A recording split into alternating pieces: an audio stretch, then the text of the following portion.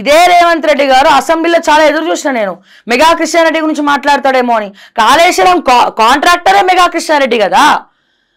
కట్టినోడిని వదిలేసినావు, సంతకం పెట్టినోడిని పట్టుకున్నావు. సంతకం పెట్టినోడు కావాలి, మనకు కట్టినోడు కూడా కావాలి. శిక్ష అతనికి వేయాలి, ఇతనికి కూడా వేయాలి. నాసి రకం పనులు చేసి మేడిగడ్డని కుంగబెట్టి ఆ పైసలు నొక్కేసింది వాడు. కాంట్రాక్టర్ జేబులో వేసుకున్నాడా లేదా? మన కాంట్రాక్టర్ని పట్టుకోకుండా బాబు చిట్టి బంగారం నువ్వు కాళేశ్వరం అద్భుతంగా కట్టినావు నాయన, మేడిగడ్డ కుంగిపోయింది నాయన, నాకు కూడా కొడంగల్లో పేరు రావాలంటే నేను కూడా మేడిగడ్డ కుంగినట్టు మా కొడంగల్ లిఫ్ట్ ఇరిగేషన్ ప్రాజెక్ట్ని కూడా సర్వనాశనం చేయి, దాన్ని కూడా కుళ్ళగొట్టు, దాన్ని కూడా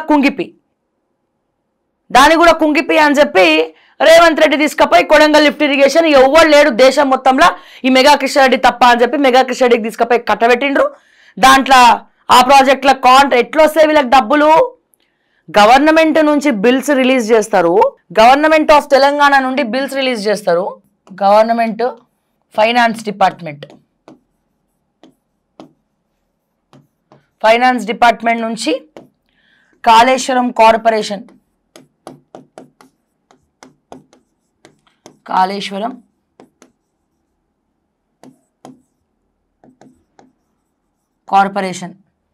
ఓకే. కాళేశ్వరం కార్పొరేషన్ నుండి ఎవరికి పోతాయి?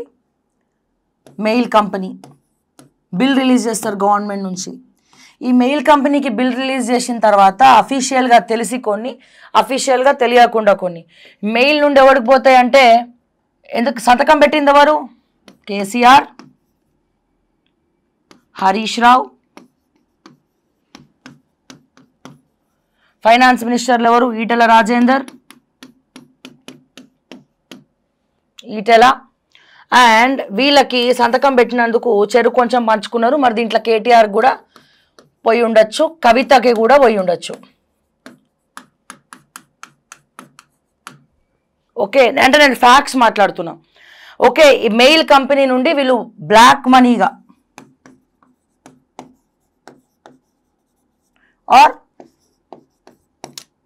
బ్లాక్ మనీ ఇస్తారు, ఇంకేం ఇస్తారు? క్యాష్ రూపంలోనే హవాలా చేసి వీళ్ళకి సంతకాలు పెట్టినందుకు ఇస్తారు.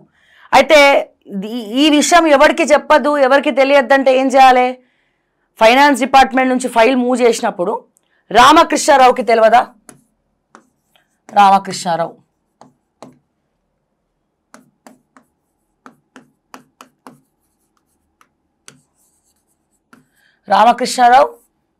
ఎవరు?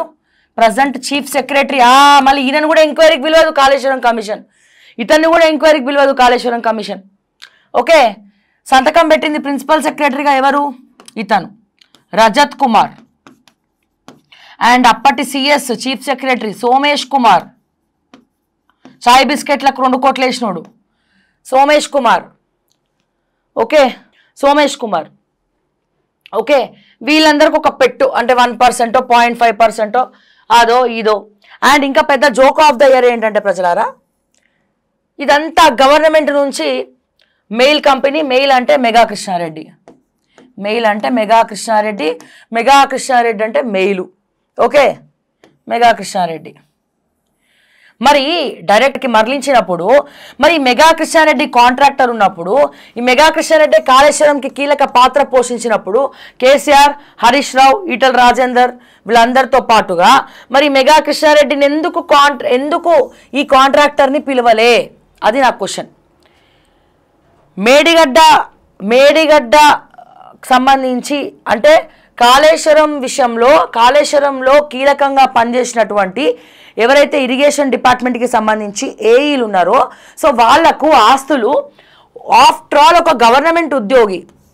ఓకే, అంటే ఒక చిన్నపాటి ఉద్యోగి. ఏఈ జీతం ఎంత ఉంటుంది? 1,00,000, 1,50,000, 2 లక్షలు మిడ్ ఆఫ్ ద డట్ ఎగ్జాక్ట్లీగా మనం అప్రాక్సిమేట్లీ చెప్పాలంటే. సో ఈ ఏఈకి కాళేశ్వరం ప్రాజెక్టులో పనిచేసిన ఏఈకే 1000 కోట్లు అంటే 1000 crores ఆస్తులు ఉన్నాయి. అంటే మిగిలిన వాళ్ళ పరిస్థితి ఏంటి? మిగిలిన వాళ్ళు ఎన్ని కోట్లు, ఎన్ని వేల కోట్ల ఆస్తులు కూడబెట్టుకొని ఉండొచ్చు? దాంట్లో అఫీషియల్గా మెయిల్ కంపెనీకి ఎంత లాభము వచ్చి ఉండొచ్చు? వీళ్ళందరికీ పంచడం సరిపోలేదు కాబట్టే ఇంతమందికి పంచాలా, ప్రిన్సిపల్ సెక్రటరీలకు పంచాలే, రజత్ కుమార్కి ఆ గిఫ్ట్ ఇవ్వాలి, వాళ్ళ బిడ్డ పెళ్లి చేయాలి ఫలక్నామాలో, ఇవన్నీ చేయాలి. మరి హరీష్ రావుకి ఇవ్వాలి, కేసీఆర్ గారికి ఇవ్వాలి, తర్వాత ఎవడు ప్రశ్నిస్తే వాళ్ళకు ప్రశ్నించేటోళ్ళకి ఇవ్వాలి. అప్పటి టీపీసీసీ అధ్యక్షులు ప్రెస్ మీట్ పెట్టాలి, జాక్పాట్ పట్టాలి. దీంట్లో ప్రశ్నించాల్సినటువంటి మరి కేంద్ర ప్రభుత్వం పర్మిషన్ ఇచ్చింది కదా. కేంద్రంలో ఎవరున్నారు? బీజేపీ. కేంద్రం పర్మిషన్ ఇవ్వకుండానే వీళ్ళకి వచ్చిందా? కేంద్ర ప్రభుత్వము సెంట్రల్ ఇరిగేషను ఓకే పర్మిషన్ ఇవ్వకుండానే ఇంత పెద్ద ప్రాజెక్టు తెలంగాణలో కాళేశ్వరం కట్టిండ్రా. ఈ స్టోరీ ఎటు చూసినా అన్ని పార్టీస్ అప్పుడే ఇన్వాల్వ్ అయినాయి, ప్రతిపక్షాలు కూడా సైలెంట్ అయినాయి, అప్పుడు సైలెంట్ అయినాయి, ఇప్పుడు సైలెంట్ అయినాయి. అండ్ దీంట్లో కీలక పాత్ర పోషించింది మెగా కృష్ణారెడ్డి అంట. ప్రజలారా ఇది విన్న తర్వాత మీరు యాక్సెప్ట్ చేస్తారా చేయరా? ఎంతమంది కోరుకుంటున్నారు మెగా కృష్ణారెడ్డిని ఎంక్వైరీకి పిలవాలి, మెగా కృష్ణారెడ్డి పైన కూడా సిబిఐ ఎంక్వైరీ జరగాలని? ఓకే అంటే వరుస పెట్టి దీంట్లో ఇప్పుడు దీని గురించి మాట్లాడేటోళ్ళు కూడా పైసలు తిన్నారు, దీని మీద మాట్లాడేటోళ్ళు కూడా పైసలు తిన్నారు. అంటే ఇక్కడ ఎవరెవరిని పిలవలేదు? ప్రస్తుత గవర్నమెంట్ చీఫ్ సెక్రటరీ, అప్పటి government principal secretary, finance principal secretary రామకృష్ణారావుని పిలవలేదు, మెగా కృష్ణారెడ్డిని ఎంక్వైరీకి పిలవలేదు.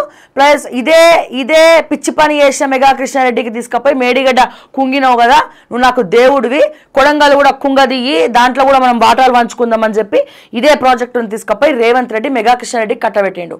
సో అందుకే ఇప్పుడు నేను అడుగుతున్నా, నిజంగా దమ్ము ఉంటే, ధైర్యం ఉంటే సిబిఐ ఎంక్వైరీ కేంద్ర ప్రభుత్వం, రాష్ట్ర ప్రభుత్వం ఎట్లాగో ఫెయిల్ అయింది కదా, రాష్ట్ర ప్రభుత్వం మెగా కృష్ణారెడ్డిని ఎంక్వైరీకి పిలవలే కదా, కానీ సిబిఐ ఎంక్వైరీ మాత్రం మెగా కృష్ణారెడ్డి మీద జరగాలి, మెగా కృష్ణారెడ్డిని పిలవాలి, మెగా కృష్ణారెడ్డి మీద ఎంక్వైరీ తప్పకుండా ఈ విషయంలో కేంద్ర ప్రభుత్వమైనా చేయాలి.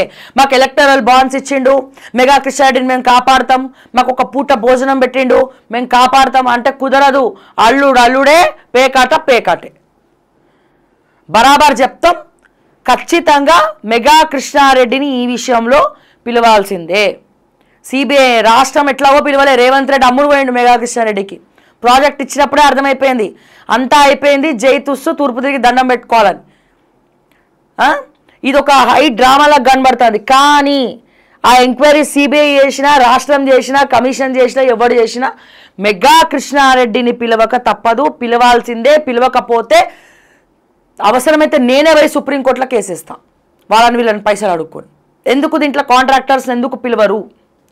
అట్లీస్ట్ సిబిఐ వాళ్ళ ట్రాన్సాక్షన్స్ కాళేశ్వరం విషయంలో వాళ్ళకు ఉన్నటువంటి బిల్స్, వౌచర్స్ అన్నీ కూడా చెక్ చేయాలా బరాబర్ అని చెప్పి.